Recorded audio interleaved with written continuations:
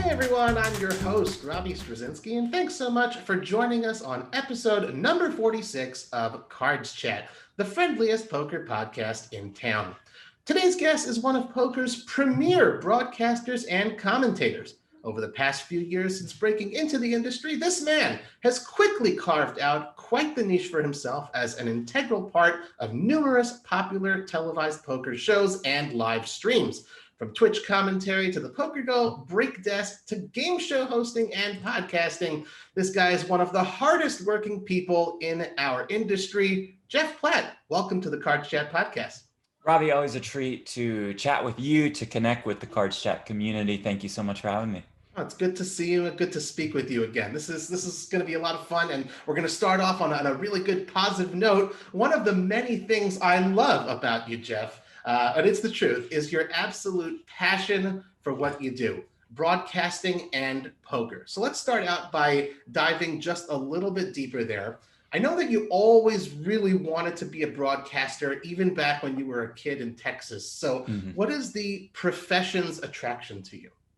Well, you used that word passion, and I just fell in love with telling stories. So I went to school to study broadcast journalism and to get better at that very thing. I worked in sports broadcasting, Robbie, for a good 10 years or so, and thoroughly enjoyed not only the telling of those stories, but getting to know people and doing it on a scale in which an audience can respond to these kinds of stories. And I figure, and I keep going back to that word passion, if I'm passionate about sports broadcasting and I'm passionate about poker, why don't we merge those two passions? And it may sound kind of corny, but I've kind of fallen into this dream spot, this dream job that I'm very fortunate to have. For sure. Well, you mentioned you went to school for it. You're broadcasting at USC. Go Trojans, right? So Yes, sir. Fight on. Yeah, I'm wondering, why did you choose USC and not something closer to home in Texas? Sure, it's a great question. And I pretty much had it narrowed down to two spots, to USC and to Syracuse. So I'm doing my school visits. I go to USC. I mean, you know, LA, it's just gorgeous. It's Southern California. Any time of the year, it's 75 and sunny. I really enjoyed the campus. I really enjoyed getting to know some of the professors and students there. And then had the Syracuse visit, got off the plane. It was snowing. I'm like, you know what? I'm good. I think my decision has been made. So it was a very surface level decision, but I'm so glad I made it because I loved every minute at USC. That's totally fair. Well, you said, you fell in love with it. So clearly you must have had some inspirations. Obviously there's tons of, let's go ahead and name drop a little bit. Who would be the broadcasting inspirations who, when you watched them on TV or you listened to them on the radio, you said like, I want to do that someday? Yeah. Great question. I mean, I think growing up when you're a diehard sports fan, like I was, and also when you realize you have no ability to perform on the field or on the court or whatever expression that you want to use, you find yourself kind of falling in love with these sports broadcasts. Like maybe I could be a part of it this way. And so I think every TNT or ESPN game you watch, you're kind of focused on the broadcasting element of it. And so for me, I was always drawn to the studio hosts, like the Ernie Johnsons of the world on TNT, the late Stuart Scott on ESPN, all of the Sports Center hosts, the Scott Van Pelts of the world. And so I think those names really stand out to me, people who deliver passion, but they aren't over the top, and they just kind of keep the show running. They keep the show running. It's not about them. And they realize that. A lot of broadcasters today, and credit to them, it's their shtick and it works. The show is about them and it's about their hot takes and their opinions. And I just wanted to kind of set the scene, drive the action. So those names that I mentioned are certainly the ones that I looked up to in the sports broadcasting world. I like it. Well, the way you described it is certainly how I feel when I watch your work. I'm not just being facetious, but you're true to your word. That's certainly the model that you have emulated. That's from what I see. So it's good stuff. Back to school, I mean, it's said that there's sometimes a little bit of a disconnect between academic learning and sort of like actual practice in the field. So I'm wondering, like, to what extent do you feel like it's specifically what you studied in the classroom that equipped you better for being a broadcaster, as opposed to, when you first held the mic in your hand, or, when you first did the red light go on? Yeah, I think what USC was so good with was that making the skills that you learn in the classroom transferable to when that red light comes on camera, and teaching you, how to present yourself, how to speak in a perhaps more articulate way, but not what would be like an over the top, arrogant, oh, look at me, I'm so smart way to the viewers. Now, granted, there were plenty of classes, Robbie, that I took in college that I didn't take one thing from, that they're like, well, if you want to be in broadcast journalism, we're going to make you take the print journalism class. I'm like, right. Do I really have to write about, what the city council is doing in this meeting for this print journalism class? The answer was yes, but I will say, looking back on those classes that I thought were a complete waste of time, when you become a better writer, I think you naturally become a better broadcaster. So there are skills that translate in between the print/online journalism world and the broadcast journalism world. And I think that has helped me out significantly. Now, as far as elective courses are concerned, at USC, who cares? You take like a mythology class just to get the credits. I took a TV class because all it was watching an episode of a brand new TV show. And then, some executive from some network would come talk to you. I'm like, this class will be a breeze. It'll be amazing. Almost failed that class and almost didn't graduate, because of that one TV class. That's the story for another day. But I think overall, what I was able to learn in the classroom was easily transferable to what I was able to do out in the field in broadcasting. Interesting. Is there like maybe a specific lesson or like a quote from a professor or something like that still sticks out to you, that every so often, after the light goes off, oh, thank goodness, I remembered that, from back in the school days? Yeah, I remember a couple of professors kept harping on the fact to just keep it simple and keep it conversational. And that one word, conversational, just stands out in my mind every time when we're hosting a break desk segment at the PokerGO studio, when I'm play-by-play and, in the booth with Brent Hanks, when I'm sideline reporting and doing a stand-up about, somebody's poker career. I just want to keep it conversational, just like you and I are talking right now, Robbie. That's how I want to talk to our viewers. And I don't want to be, Mr. Broadcasting guy and be super scripted and use all of these big words, mainly because I don't know too many big words.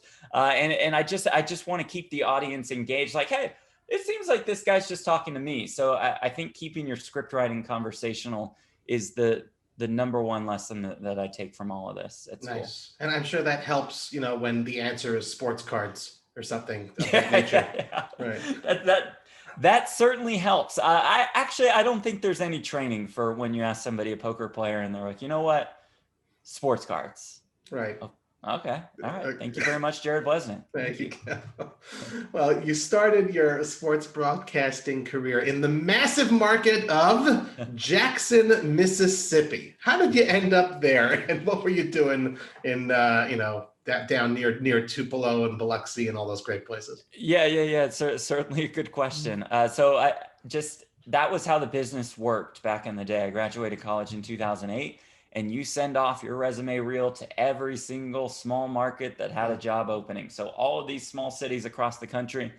And I was, quote unquote, fortunate to have found a job in Jackson, Mississippi, which is a first job that I was really proud of. It was market 90. It's like, oh, top 100 market. Look at me.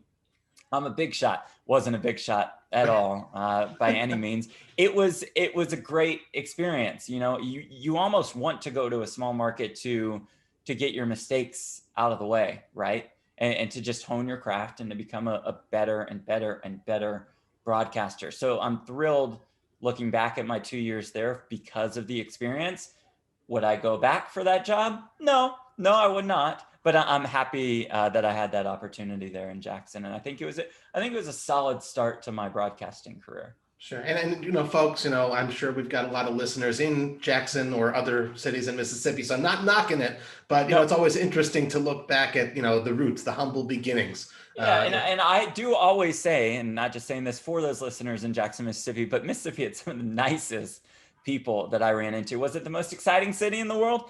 Absolutely not. But the people there were just so kind and were so genuine. And that's something that I take away from my time in Jackson. Beautiful. And what were you doing there? I was doing sports anchoring and reporting for the CBS affiliate there. So if you would turn on the 10 o'clock news, like, now it's time for sports.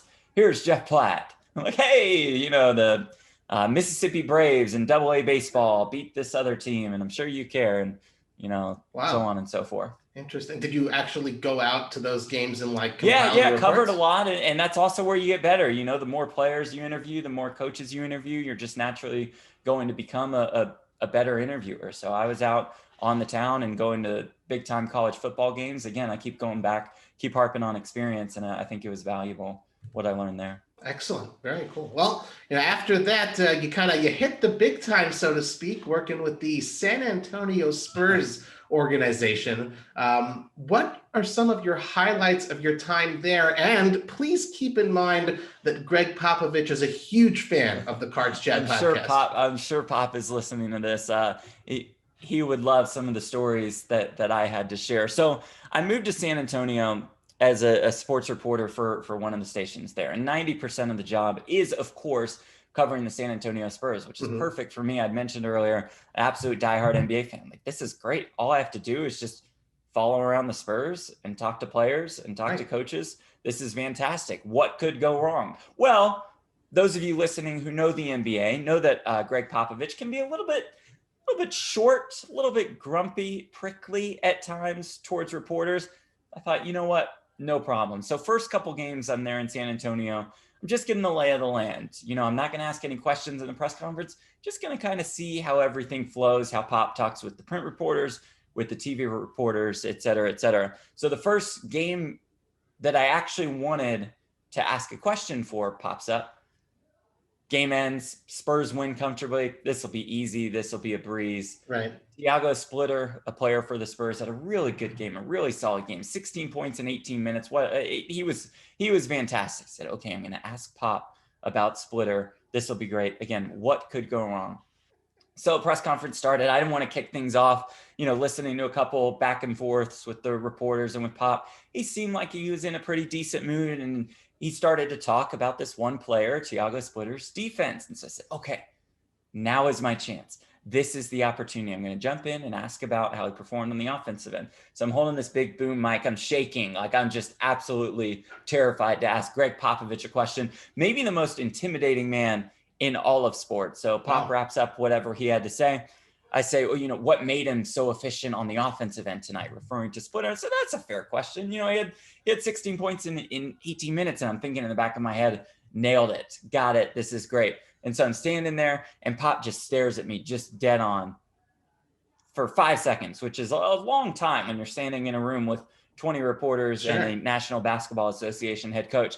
He just kind of goes, I don't know how to answer that. And just immediately turns around and walks away. And the press conference is over on my accord. That was my first experience with Greg Popovich. Things did get a little bit better, Robbie, throughout the next couple of years, but I'm always reminded of that moment where I was certainly humbled by the great Greg Popovich. Wow. Okay. Wow. I thought we can go so many different directions from there. I'm wondering about any of the players. Were you able to develop a little bit of a relationship? I know, you look at the typical Ahmad Rashad, Michael Jordan dynamic, and not typical. That's what any reporter would potentially aspire to. And obviously they became genuine friends. Did you ever manage to develop a little bit of a rapport with some of the players? Unfortunately, the Spurs are just notorious for the way they almost cut off access between media and players. I know in so many different cities that, media appearances are welcomed and more time is given to chat with players. This was pretty standard, pretty status quo. Like, hey, we're going to make Tim Duncan available for 3.5 minutes after the game. Better get in those questions there. We aren't going to make him available for one-on-ones unless you're ESPN. So did I get to chat with the Tim Duncans, Manu Ginobili's, Tony Parkers of the world? Absolutely. Did I get to develop relationships with them? No, not really. I mean, they didn't know me from any other reporter. I think that is very valuable in the sports reporting field to develop those kinds of relationships with players. It just didn't really happen in San Antonio. It happened with a couple of the newspaper writers who were around the team literally every minute of every day. But I think it was too tough to crack for a TV reporter. Interesting. Well, the reason I asked that is, we do see that a little bit in the poker world, which is obviously a lot smaller than the basketball world, but it does help, if you're just around enough, you get to really, know, not just, the players by name, but they begin knowing you by name and you get a little bit of extra access. I'm sure you have seen that happen in the poker realm.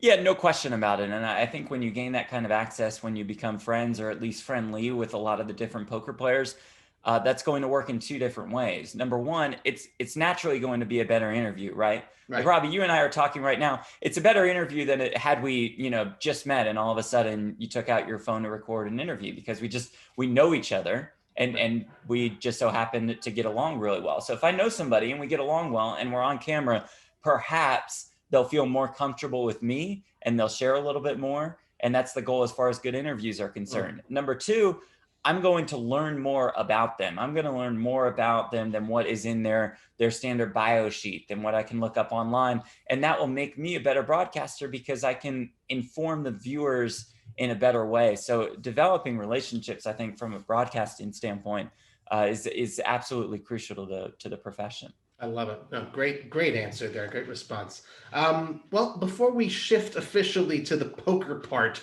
of the interview, I'm obliged to let everyone know, everyone who's listening and watching, that I'm speaking with a quote unquote choir boy. Jeff, could you please enlighten us as to what that means? That was good. That's good research. I mean, that's why Robbie Strazynski is the host here, because he dives deep. He's in the lab researching choir. Okay, let's see. 6th grade, 7th grade, they say, you know what? It's either choir or it's band or it's orchestra. Instruments, not going to be my thing. Mhm. I'll jump in choir. It'll be great. I'll just sit there. It'll be totally fine.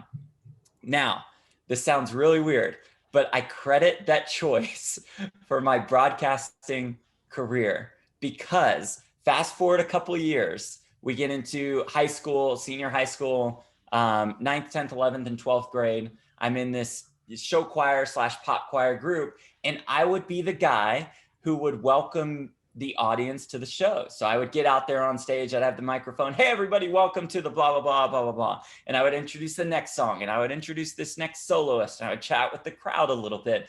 And I just think that made me really comfortable with a microphone in my hand and led me to think, hey, could I do this with something that I'm really actively interested in, like sports, or eventually down the road, like poker? And so that choir decision led me to just become more comfortable with everything going on in putting yourself out there. And I kind of think that led me to where I am now, as weird as that sounds. Very cool. I like it. Do you still sing? You enjoy karaoke? Oh, no. Oh, well, yeah, karaoke. You get out there, Robbie, 1 or 2 songs every couple months.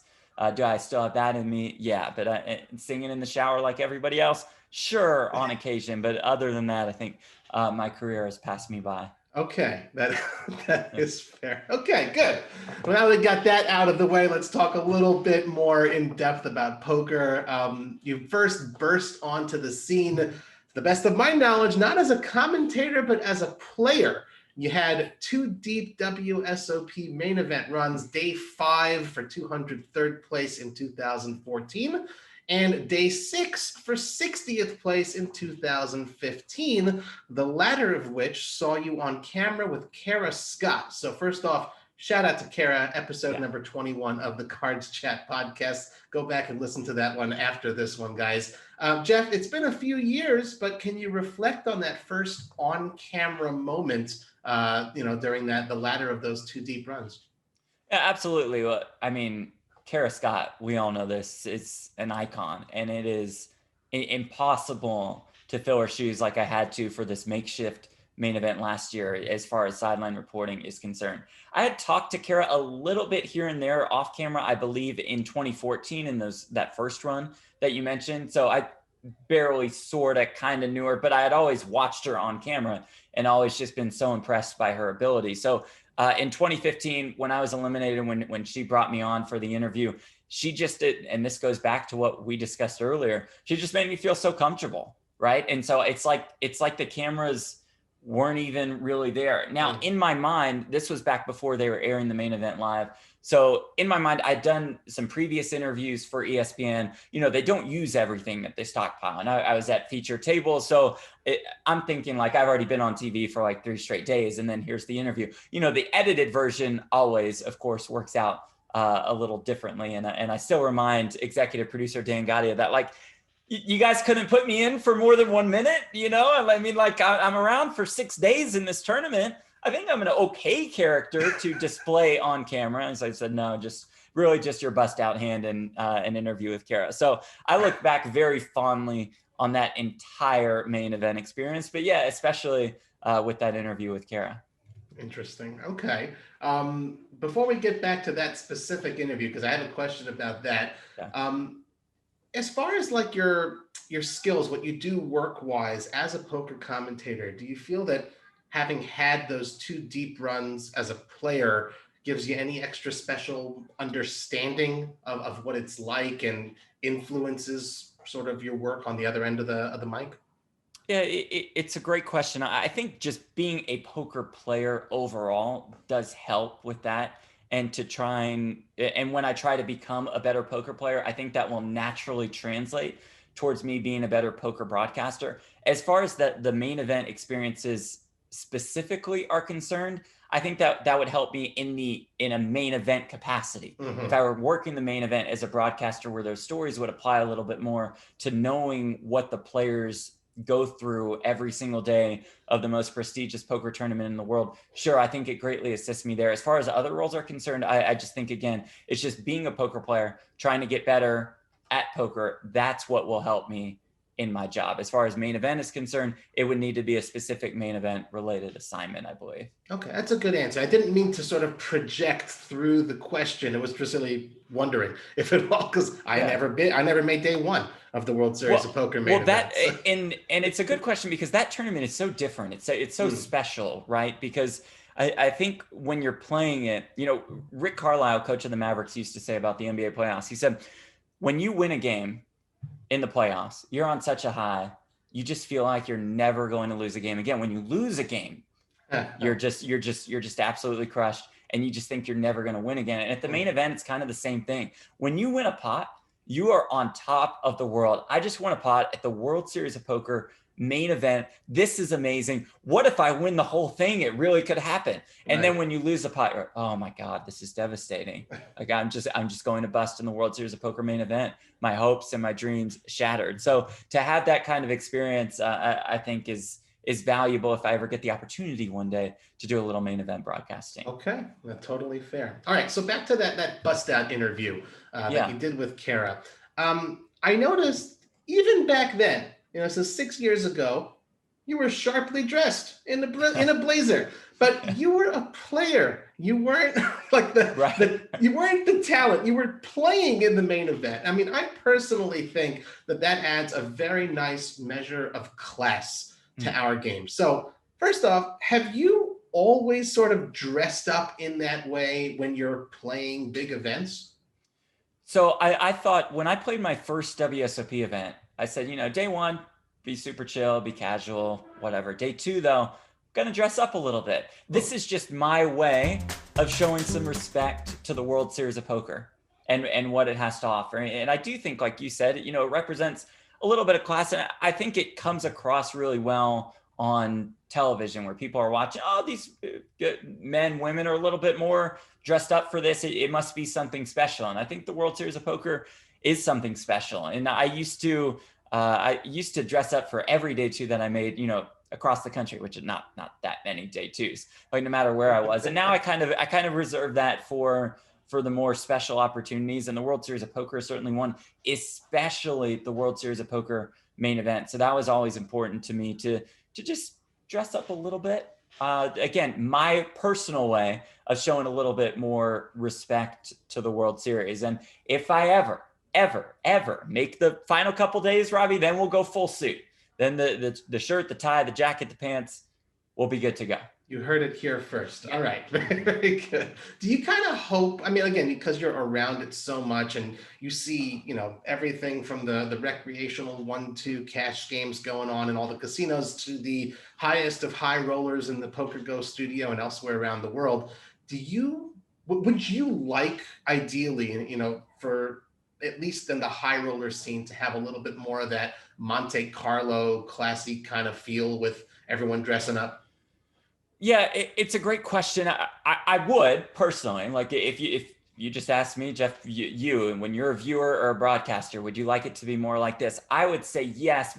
But with that said, I still want the players to do whatever they're comfortable with. I don't want to make them feel so out of their element, to feel so uncomfortable at a final table. Now, there are very small, not so restrictive rules in place as far as dress code is concerned, especially at our PokerGo events, which I do think helps. Super high roller bowls, I think the players treat that like a special occasion and do get a little bit more dressed up than they normally would. And I've always appreciated that when we see that from our players. So it's I'd love to balance that out. Like, would I like to see players dressed up a little bit more on occasion? Sure. I think that comes across really well. Present this whole Monte Carlo theme, right, like you said, but also I just want the players to feel comfortable. This can be troublesome enough to some personalities to be sitting there on camera, under the lights. It's not what they're used to. It's not necessarily what they signed up for, but it's a part of it all. So if they can remain comfortable, we can maybe class it up a little bit on occasion. I think that's the perfect balance for me. Got it. Or maybe they should all rock the Bryn Kenny kimono look. Or that's badass in its own way. That's totally fine with me. If everybody wants to go Bryn Kenny mode, that's totally cool. Nice. Well, Jeff, you've recorded close to $300,000 in live poker tournament earnings since your first result back in 2008. Thank you, Hendon Mob, for those results. That's not too shabby, man, especially for a recreational player. How often do you carve out time to play tournaments, and how do you decide which events you want to jump into?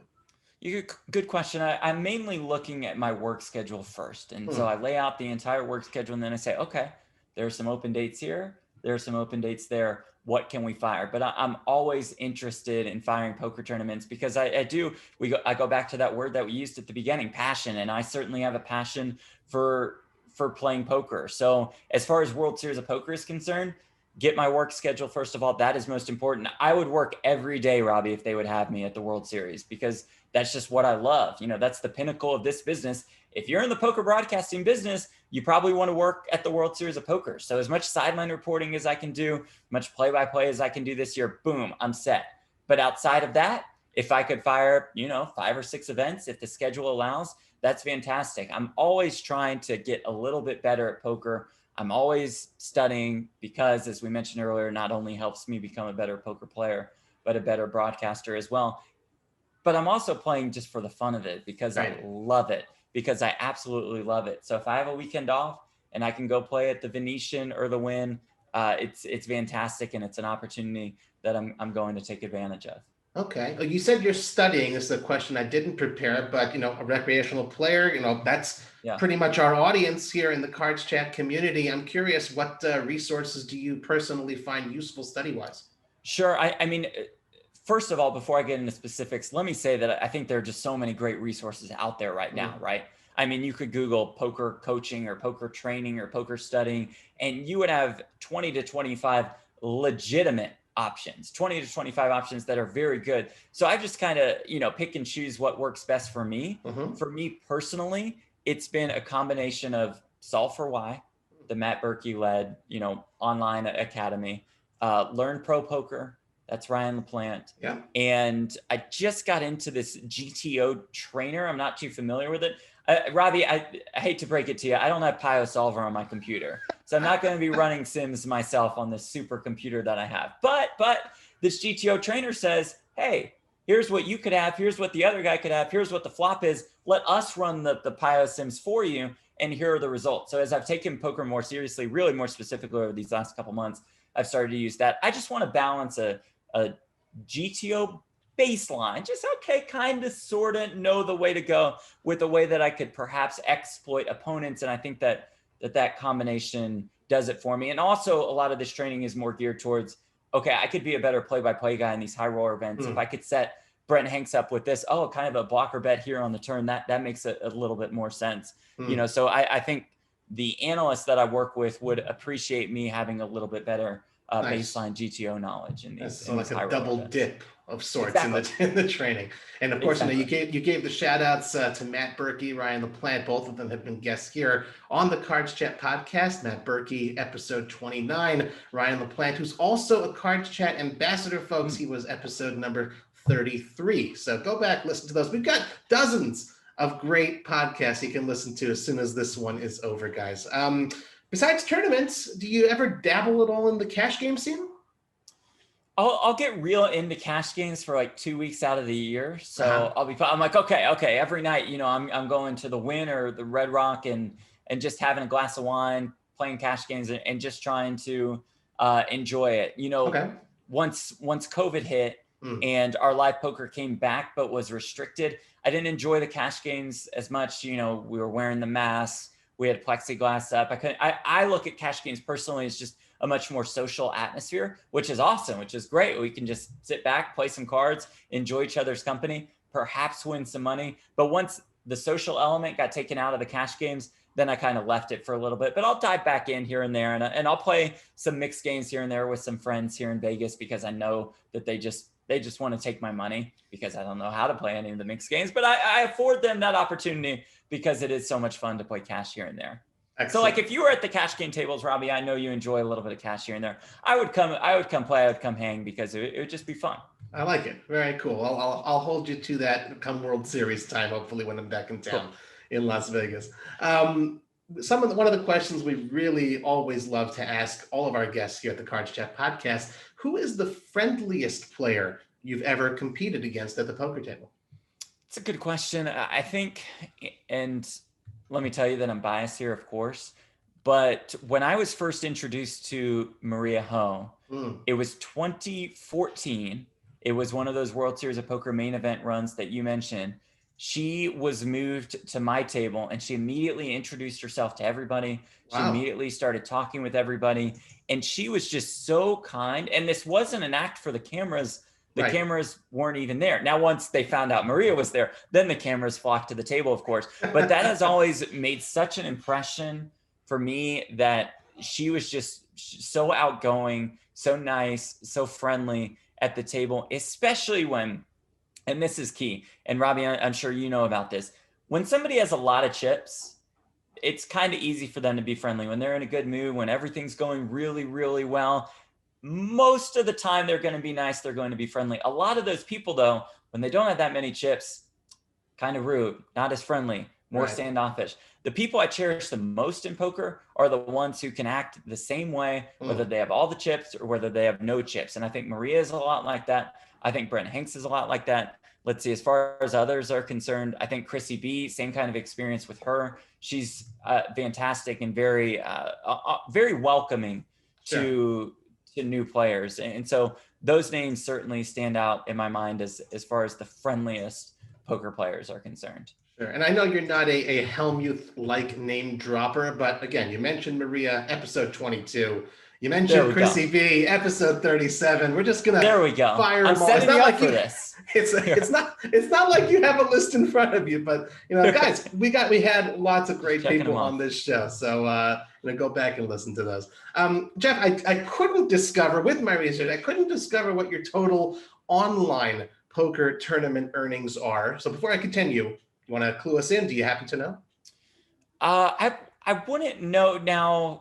I would guess it's give or take around 100K or something like that. It's not significant. Now, my excuse will be I don't play online that much, but that's just an excuse. Even if I played online a bunch, I don't think it would be that much higher than that. But that would be my ballpark guess. Okay, well you're saying K instead of 100,000, so you're pretty baller. True pro. True pro. Well, I know even recently you've experienced a decent amount of success. Again, $100,000 is nothing to sneeze at, and plus you've often taken us along for the ride as well via your Twitch stream. When you do choose to play online, what do you enjoy most about it? I enjoy connecting with the people. I just like talking with members of the poker audience. This is such a passionate fan base, community, whatever word you want to use for it. And I just love the interactive platform that Twitch provides. This really started, Robbie, last year, event number 1 of the World Series of Poker, online, of course. I busted early. I'm sitting on my couch, and I see that Phil Hellmuth is running deep in this World Series of Poker event. And I knew that unless you were in Nevada or unless you were in New Jersey, that you could not pull up Hellmuth's table specifically. So I thought, why not offer coverage to people outside of those states? who could follow along with the 15-time World Series of Poker bracelet winner. And it just kind of took off from there. So for me, what I enjoy the most about Twitch is our, quote unquote sweat streams, where I can do featured table coverage, where I can show you when Helmuth is making a run, when Negreanu is making a run, when Maria Ho or Jamie Kerstetter is running deep in a World Series of Poker event, really because I just get on the fly input from everybody in the audience and we just chat. I have a glass of wine. We're using poker as the baseline to interact. And that is most certainly what I enjoy the most about Twitch. I like it. And of course, Phil Hellmuth, episode number 4. There he is. But you did that just on a whim for fun. You enjoyed it. And now it's kind of like an official sort of gig for you with Poker News now that you're doing it?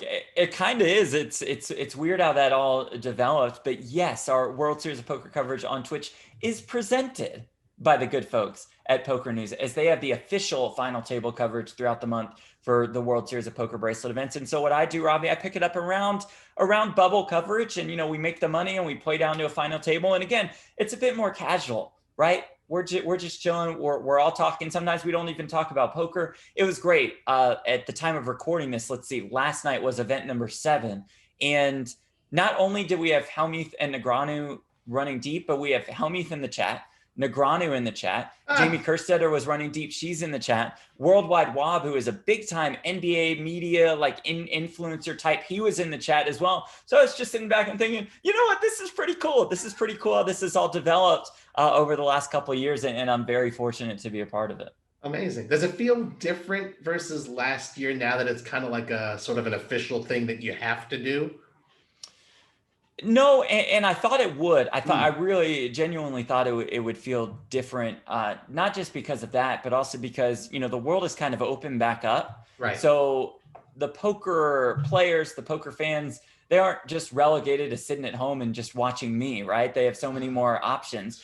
And numbers have fallen off a little bit, but just a little bit. And I've been pleasantly surprised at how the stream has held up and at how much that I've enjoyed it and how much it just feels like last year. It feels like we just got right back into this groove, and it has this sense of familiarity, which I think is a positive one. Awesome. Yeah, it's almost like, thankfully things have come back so much. I'm like, oh, right, of course, last year we were all home. I forgot where that came from. That's good. Get it out of your mind. Good to repress that stuff. Well, speaking of Poker News, of course, you also co-host the Poker News podcast along with Sarah Herring and Chad Holloway. Folks, after you listen, 46 straight episodes of CardsChat, then you can go and listen to all the great Poker News episodes, podcast episodes. I'm a big fan. I love your work, and Sarah, Chad, good stuff. What do you enjoy most about that weekly collaboration and putting the show together? Well, first, let me say that Sarah is awesome. You and I know this, and I don't think enough people know it, that Sarah Herring is awesome. She gave me my first opportunity in this poker broadcasting business. I reached out to her a couple months before I knew I was going to move out to Vegas and just give it a shot. I'd been in touch with PokerGo, kind of, sort of, thought maybe there were some opportunities there. And her and I started chatting, and her and I just clicked right off the bat. And she said, hey, why don't you jump on this Poker News podcast? Why don't you become a Poker News presenter for the World Series of Poker? So I owe her a ton for just opening the door for me in this industry. Beside that, I just love talking poker with her. She presents an entirely different perspective. I mean, you know this, Robbie. She is not afraid to tell you what's on her mind, to say the very least. And she loves ramping up the drama. And we have plenty of drama in the poker world. It's not reserved for this podcast, but when Sarah can get a hold of it, she will take it and run with it. And then since we worked Chad into the mix, it's just felt so seamless. And the three of us can just chat about poker. We can have a blast for 45 minutes or an hour. And it's like the camera's not even on, the microphone's not even on, that we're just sitting there having a drink, talking. And I think that's what makes the podcast so enjoyable for me. Is just, I'm just talking poker with my friends. That's it. Good stuff. And again, folks, it's a great listen. If you aren't already subscribed to that one and this one, be sure that you do. Of course, Jeff, your main body of work is with the fine folks over at PokerGo. In your Twitter bio, you say you are the, and I quote, PokerGo break desk host, play-by-play sideline reporter. That's a lot of roles to play and a lot of hats to wear. Can you kind of break it down for us what exactly you do with them? Basically, whenever Ali Najad's not available, I just jump in.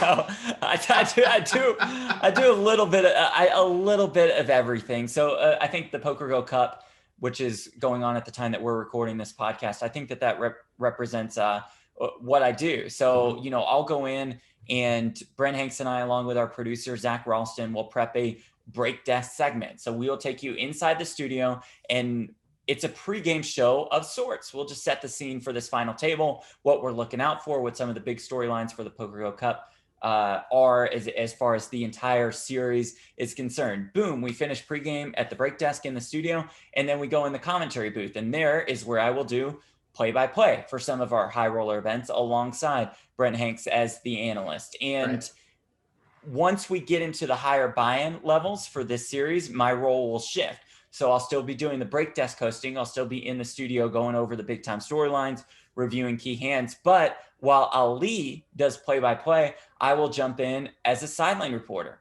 and I will start to interview, players who have busted out. We'll do a winner's interview and second place interview. And that just kind of proves the variety of roles that I have all within one series. And I just absolutely love it. I consider myself, so fortunate that I have that as quote unquote work. So it's sideline reporter, it's studio host, it's play-by-play, and it's all merged into one series, which is pretty cool. Awesome. And one thing you didn't even mention, so I'll cue it up for you. You also co-host the No Gamble, No Future podcast with Brent Hanks. It's kind of like a new concept in poker because it also crosses into the sports betting realm. So tell us a little bit about that show. Yeah, that's what we wanted to do. And credit to Brent for this idea, and to our producer, John Bovenizer, for pulling this off. We just thought there was an open space for a sports betting / poker podcast. I mean, by now, Robbie, there are probably, 5,000 sports betting podcasts on the map. So if we just came out and were like, hey, sports betting, listen to us, that pitch wouldn't really work in today's climate. But we know that there's a crossover audience between people who play poker, who sports bet, who play daily fantasy sports, who play regular fantasy sports, and who are just, casual or serious sports fans. So we thought that if we could have a podcast, if we could develop a podcast that could preach to that audience, then that could be something that would work. Now, we have a lot of work to do on that show as far as improving it, as far as, what avenues to explore to draw in more of an audience. But I think we're kind of sort of on the right track. We've fortunately found a spot as a high stakes dual hype show of sorts. So we have Phil Hellmuth on, we have Daniel Negreanu on, we have Nick Wright on, who is Phil Hellmuth's next opponent. And I think that's a really good avenue for our show to explore. And I think that's going to help that show moving forward. Nice. Very cool. Well, you and Brent, I love Brent. Everyone loves Brent Hanks.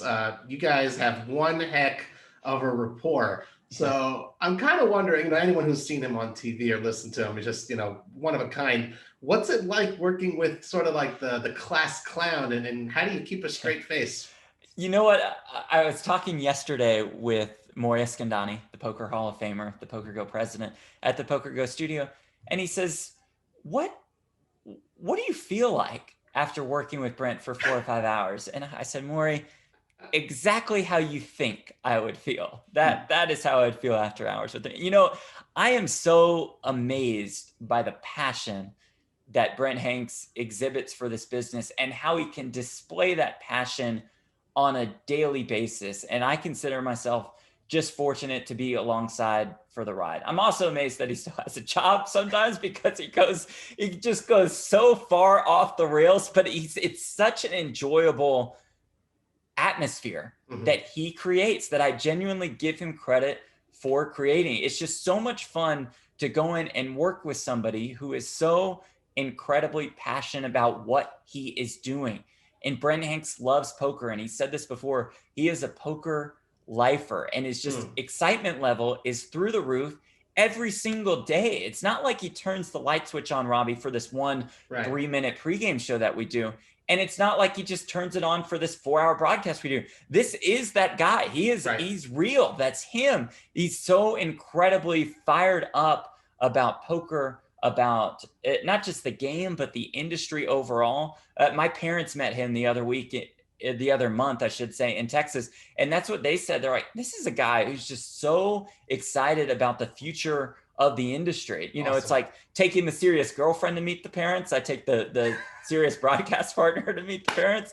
And it was great. And they absolutely loved it. And I absolutely loved Brent. And don't share too many kind words with him because it'll just get to his head. No problem. But I am going to endeavor to have him on. I don't know what number of the show it's going to be, but hopefully we'll have him here as a future guest on the Cards Chat podcast. Great stuff.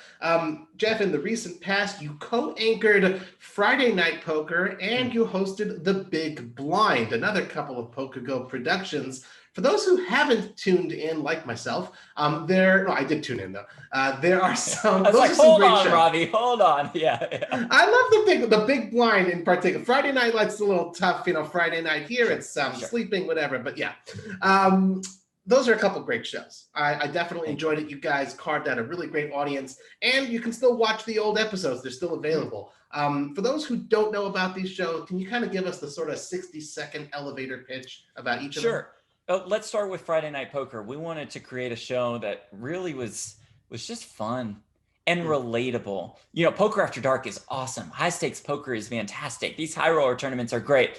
For 99.9% of the poker audience, probably a bit hard to relate to playing 100, 200 or 400, 800 like they do on high stakes poker, or playing a 50K. So what if we have a show that's like, it's 510. It's 510. Sure, it's a little high, but it's at least somewhat relatable to the casual poker player. And if we can draw in those fans, that's just a whole new section of the poker audience that we're looking for, that we are hoping to grow. So that's what we did. It's a 510 cash game. It's Brent Hanks, Amanda Negreanu, and I on the call. And it's these recognizable names. So we'll still get the Phil Hellmuths and the Daniel Negreanus of the world. A smaller price point allows us to bring in some more celebrities, the polarizing Randall Emmett perhaps being one of them. But I foresee in the future of this show, if there is a future, which I think there is a future, I think that we'll see plenty of celebrities jump into the mix. And I think when you combine celebrities with superstar poker players, it really did create an incredible fan base of sorts. And I also think it has the potential to open up poker to that new audience. We're always looking to bring new people into the game, to bring new people to us at PokerGo. And I think that show was a step in the right direction. Big Blind, completely different. We wanted to create a poker game show. Yep. And credit to our producer, our creator, our director, John Bovenizer. Second name drop again. Don't tell him too much because that'll get to his head also. And he created this, what I thought was a terrific game show of sorts, where you could also bring on the big names, the big time poker players, but also, a couple people from the Barstool world, et cetera, and have this show that was related to poker, and that they were playing poker via a trivia contest of sorts. So it's like, to me, Robbie, if you merged Who Wants to Be a Millionaire with a poker game, then you would have the Big Blind. We're taking that traditional game show element and we're merging it with playing poker, and that's what the Big Blind was. And like you said, all episodes are still available on PokerGo. So when do we get to see these shows back on the air? I want more Jeff Platt. Fantastic question. So Friday Night Poker, I do think that you will see within the next year or so make its return in some form. So I'm very optimistic on that. As far as the Big Blind is concerned, I'm not as optimistic, Robbie. I'm just being honest with you here and being honest with the CardsChat community. I would love it if we could come back tomorrow and we have new ideas, and perhaps ideas that would translate better to a bigger audience. And I think that the potential is still there for us to create a game show that really will work. I'm just not sure the specific Big Blind future is there. Got it. It gave away all the fondue sets. That's what it is. Yeah, exactly. Okay. That bit, by the way, side note, side story. So John, and I love him to death, and again, he created the show, but he said, when we have Norm Macdonald on, big guest for us, obviously, that was like the headliner of our show. Let's do this bit with the fondue set. And I'm like, okay, I don't really get this, but you're the boss. And so, we had like a gag gift every episode. Yep.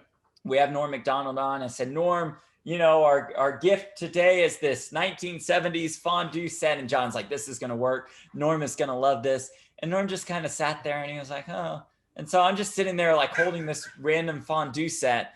And I said, Norm, your thoughts. And Norm said something like, I would say, don't blame me for your bit. And they're like, oh, this is just a disaster. So if we came back for season 2, there would be no fondue set bits. Okay, well, if you could withstand the Greg Popovich 5-second stare, I think you can handle a little ribbing from good old Norm Macdonald. I think so too. To get serious, the one sort of serious question that we all want to know, but just out of just pure respect for what it is that you do, I mean, even someone with tons of professional training and natural talent like you, Jeff, doesn't just waltz into work and wait for the light to go on. There's obviously a good amount of prep work. Can you kind of tell us what the prep looks like for you, and maybe describe how it's different for each of your roles, whether it's the podcast or the live stream or the break desk, or that sort of thing? Sure. And I'm so glad you brought this up, because I think preparation is the most important part of the process, at least for me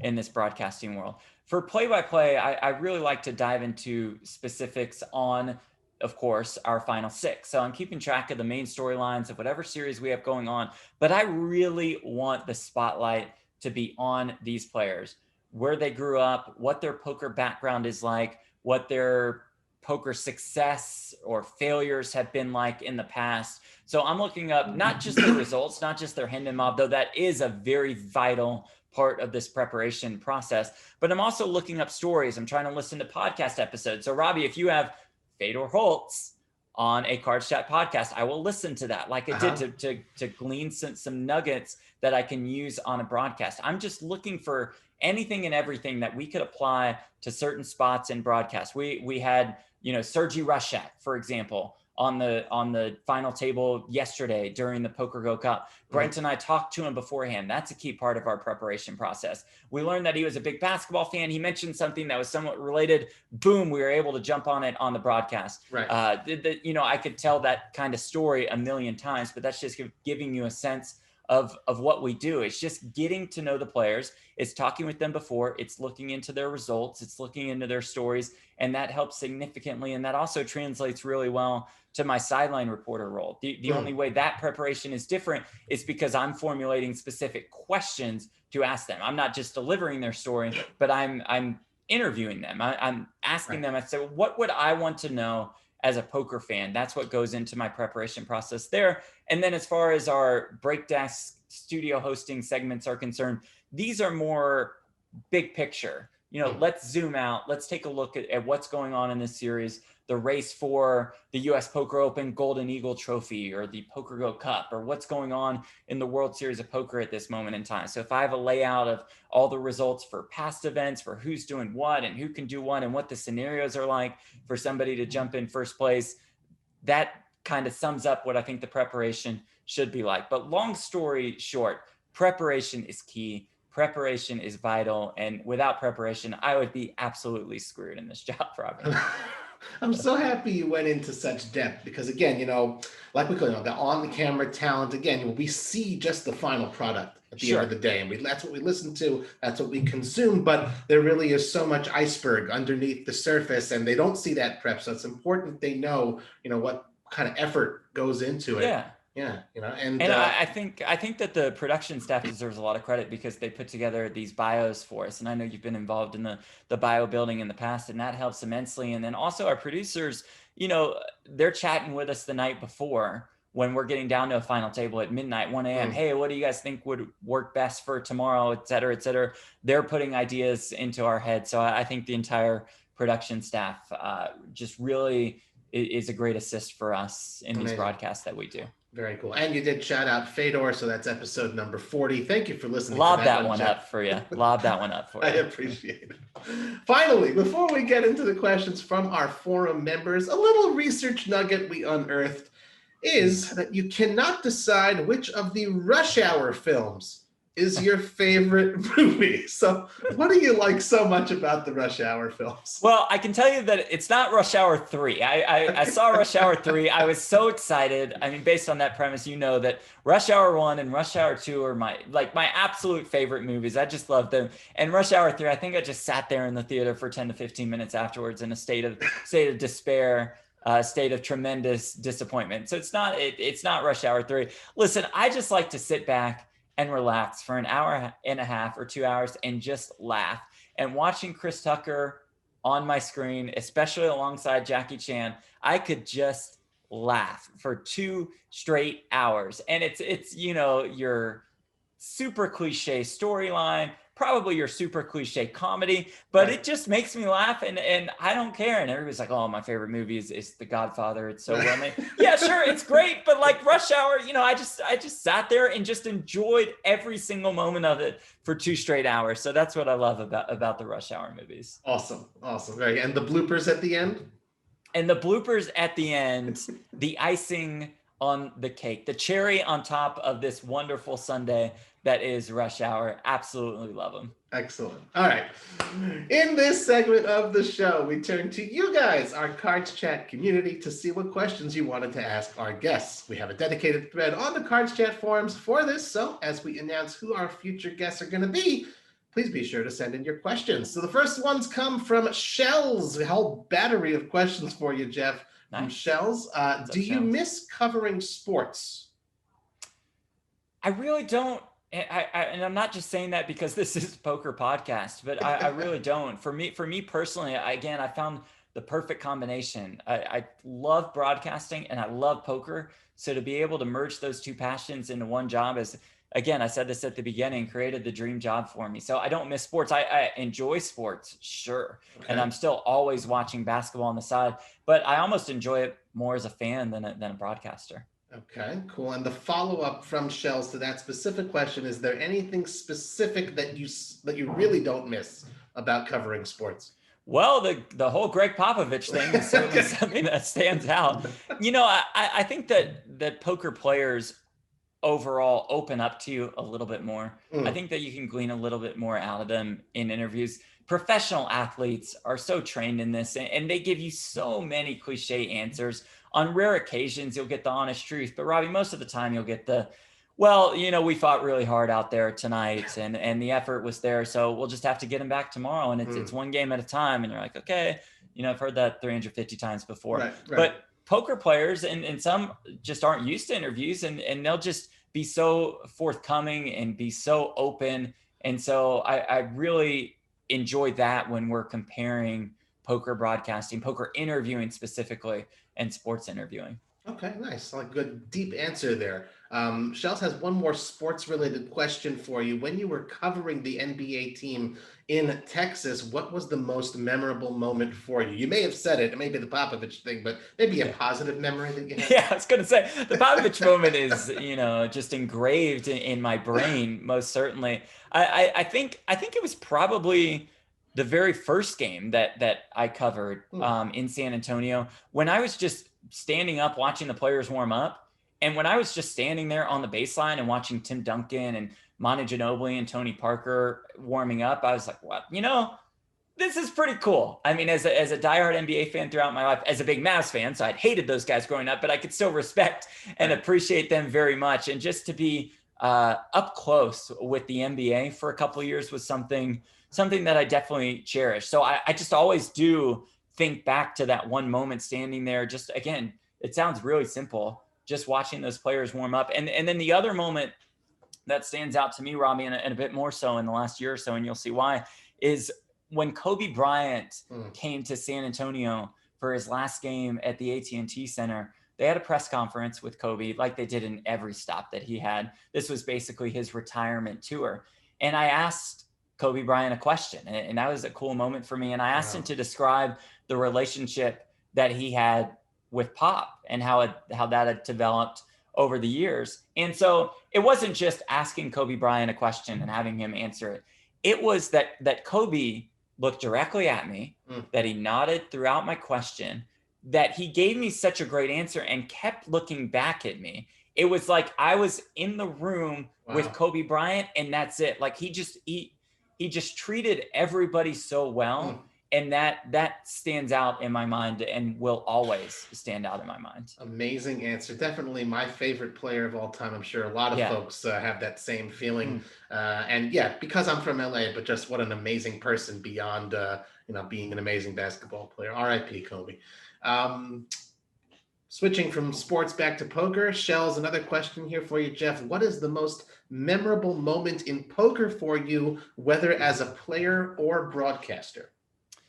I think as a player, I have to look back at the 2015 World Series of Poker main event, where I somehow, some way, still not sure how it happened, made day 6. And walking into the reel on day 6 with 70-ish players left, you start to think, you know what? like this could happen. And you hear the music, you know? Yeah, right. Oh, you hear the dramatic music and you just get in the zone. And the cameras are following you as you're walking in. You get there and there are only 6 or 7 tables left. And you start to think, I could really do this. And my best friend had flown in town. My dad was there. A couple of my really good friends from LA were there. It started to feel so real. And so that's what stands out to me as far as poker playing is concerned. For poker broadcasting, it was that opportunity where I got to fill in for Kara Scott last year. And unfortunately, she couldn't make it to the World Series of Poker main event, the makeshift main event that they had. Right. So Kara couldn't do it.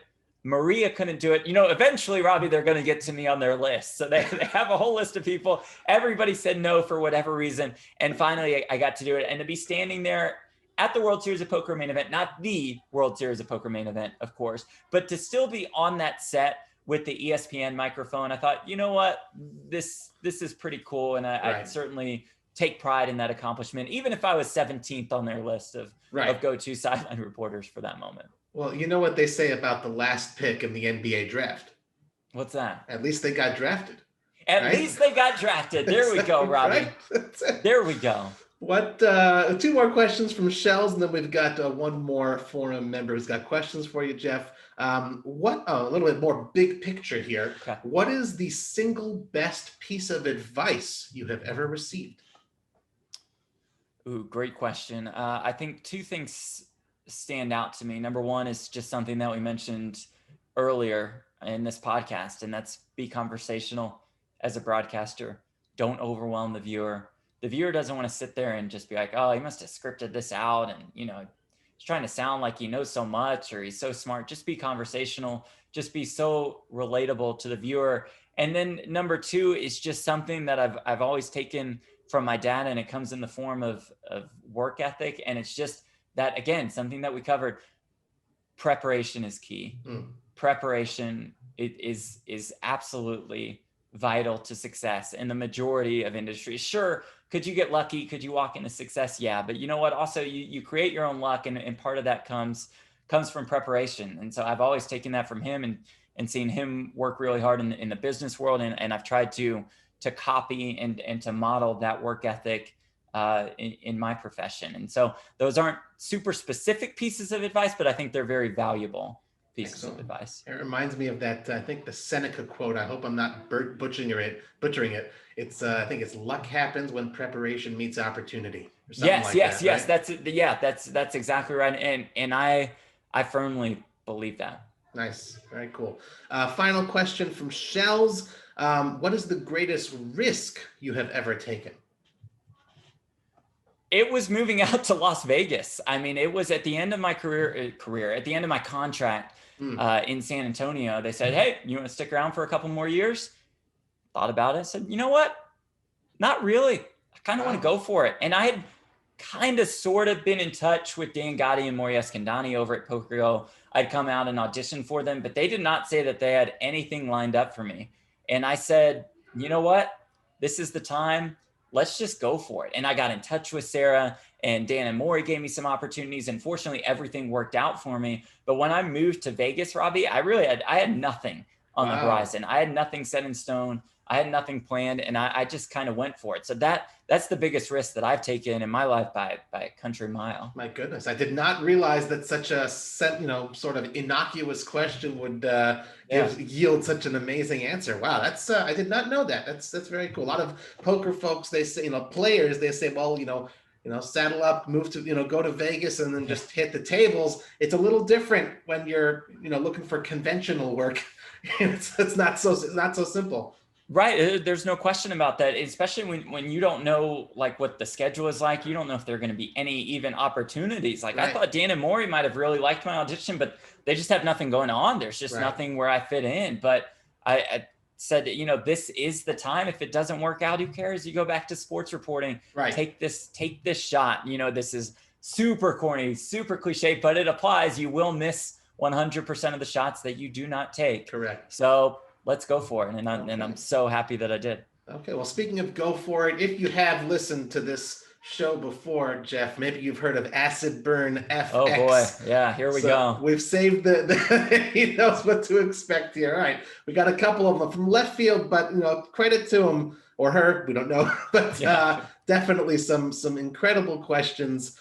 Okay, here we go. 2 questions and then we end off, Jeff. If you could live the next 24 hours and then erase it and start over just once, what would you do? Where does he or she come up with all of this? It's amazing. All right, read it to me one more time, Robbie. Okay. Sorry, let me really hone in on this. If you could live the next 24 hours and then erase it and start over just once, what would you do? It's such an amazing question, a thought-provoking question at that. Groundhog Day 24 kind of question. hours. I think I would jump into this PokerGo Cup event just as a player. This is just immediately what comes to mind. I'd be like, you know what, Dan and Maury, I'm not going to do broadcasting today. I'm going to fire off in this 10K PokerGo Cup event just to get the feeling of what it's like to play at the PokerGo studio in one of these televised high roller series. I'm keeping that very, very poker specific, which is probably not what Acid Burn, whatever his or her name is looking for. But that's just what jumped out to me. Like, if I had a free day and all the money in the world and I could, go back and then erase it, I'd probably just jump in the mix and be like, you know what, Steven Chidwick, Jason Kuhn, Liam Shurovich, Daniel Negreanu, bring it on. Let's go. I like it. Great answer. Great answer. All right, last one. If you were forced to eliminate every physical possession from your life, with the exception of what could fit into a single backpack, what would you put in it? I mean, my dog's pretty small. I think I would have to go with Buddy. Shout out to Buddy. I think I would have to go with Buddy. I mean, he would throw an absolute fit, Robbie, being stuck in a backpack. But I think he qualifies as a physical possession. So I would have to take him. Maybe I could cram the laptop in there, which would make Buddy even more uncomfortable. But it would certainly be my dog. Okay, not the answer I expected, but certainly one that shows what's near and dear to you. Right, Jeff.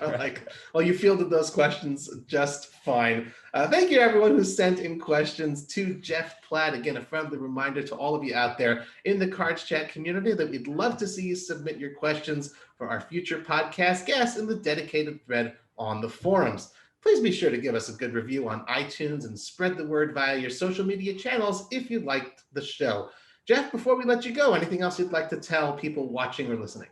Well, I mean, if they want to follow me on Twitter at Jeff Platt or on Twitch, twitch.tv/Jeff Platt, or follow us on PokerGo or watch our events or subscribe to No Gamble, No Future on YouTube. Nope, I don't have anything, Robbie. Sorry, I don't have anything. Okay, wanted to make sure. Just absolutely nothing, but thank you for asking. You got it. All right. And shout out to you also. It is, we started this interview at 7:30 a.m. Las Vegas time. So thanks for being up and at 'em and spry. No one could tell. This is like your middle of the day, end of night voice. It's all the same when you get Jeff Platt. So hey man, we're just two friends talking poker, and I always enjoy the time. So I thank you for that, Robbie. Likewise. Thank you very much, Jeff. Thank you all for tuning in to another episode of Cards Chat. I'm Robbie Strazynski. You can follow me on Twitter at CardPlayerLife. I wish you all a wonderful day.